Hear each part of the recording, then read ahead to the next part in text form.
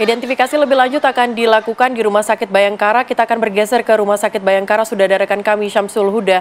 Syamsul Huda, bagaimana kemudian proses identifikasi di sana dan juga termasuk satu jenazah yang baru datang ataupun baru ditemukan tadi sekitar pukul 14.35 waktu Indonesia Barat. Syamsul. Ya, benar sekali bahwa pada pencarian hari ke-6 ini di mana Kepala BNPB telah memerintahkan untuk melakukan pencarian secara masif dengan menggunakan alat berat. Saat ini tepat pukul 15.00 baru saja satu mobil ambulan pengangkut jenazah korban ambruknya bangunan musala di Pondok Pesantren Al-Khosdini Sidoarjo sudah tiba di Rumah Sakit Bayangkara Polda Jawa Timur. Kedatangan satu jenazah ini melengkapi 9 jenazah yang sudah tiba lebih dulu di Rumah Sakit Bayangkara pada pencarian hari ke-5 kemarin. Dan untuk proses identifikasi sendiri untuk 9 korban yang sudah tiba pada pencarian hari ke-5 pada hari Jumat kemarin sudah dilakukan pengambilan sampel postmortem oleh pihak tim DVI.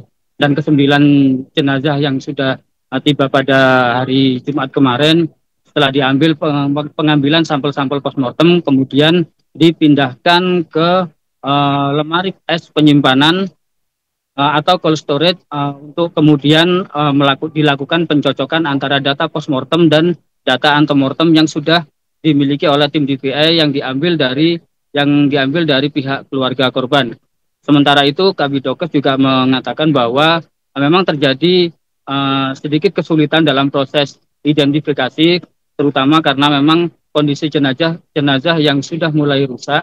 Terlebih para jenazah ini rata-rata berusia antara 12 hingga 15 tahun, sehingga ketika dilakukan pengambilan sidik jari, mereka tidak bisa terkoneksi dengan identitas KTP karena memang mereka usia yang belum berhak untuk memiliki kartu identitas KTP. Sementara itu jika data primer yang lain sebagai pembanding yakni kondisi struktur gigi karena mereka masih berada di usia yang cukup di antara 12 hingga 15 tahun sehingga struktur gigi masih terbilang sama sehingga tim juga mengalami kesulitan. Dan untuk memperkuat kembali tim DVI terus meminta data-data pembanding lain yakni data antemortem di mana data-data antemortem ini sangat diperlukan sebagai pembanding mengingat data pembanding yang lain seperti aksesoris dan lain sebagainya ternyata setelah ditemukan rata-rata para korban ini memiliki memakai pakaian yang sama dan menggunakan yang sarung mengingat mereka juga merupakan santri di pondok pesantren.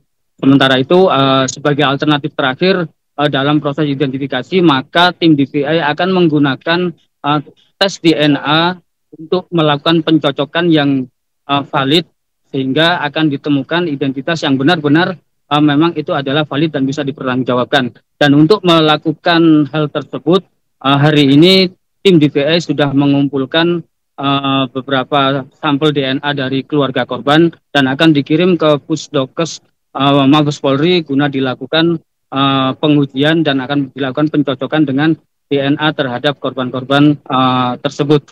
Sementara itu untuk mengantisipasi pergeseran dari keluarga korban yang akan datang ke Rumah Sakit Bayangkara untuk menunggu kepastian proses identifikasi dari 10 jenazah yang sudah ditemukan, Pemprov Jawa Timur sudah menyediakan 2 tenda besar untuk para keluarga korban beristirahat. Tidak hanya menyediakan 2 tenda besar untuk keluarga waris santri untuk beristirahat, Pemprov Jatim melalui Dinas Sosial juga telah menyediakan dapur umum sehingga logistik dari para keluarga korban ini juga terpenuhi. Dinas Sosial juga telah menyediakan 2 toilet portable serta pendampingan psikososial bagi keluarga selama mereka menunggu di area tenda yang sudah dibangun di area Rumah Sakit Bayangkara Surabaya dan di sekitar area Dinas Kesehatan Provinsi Jawa Timur. Demikian. Baik, artinya proses identifikasi